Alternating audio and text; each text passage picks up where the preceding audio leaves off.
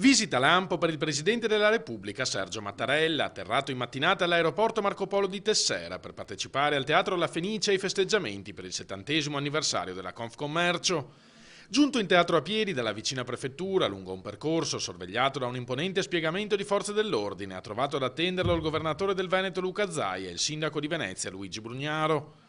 Ho chiesto al capo dello Stato che si adoperi per aiutare Venezia con gli adeguati strumenti economici, ha riferito il primo cittadino dopo il brevissimo incontro, durato poco più del tempo di una stretta di mano. Ho chiesto a Mattarella, ha aggiunto, anche che si adoperi affinché nella legge di stabilità venga rifinanziata la legge speciale, perché questa è una città unica anche sul piano economico.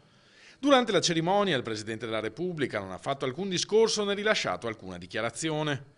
Poi una breve visita privata alla Fondazione Querini Stampalia, dove ha firmato il libro degli ospiti augurando buona fortuna per il futuro, prima di risalire in barca, circondato dalla scorta, e tornare all'aeroporto, dove è rientrato a Roma per il pranzo a bordo di un volo di Stato.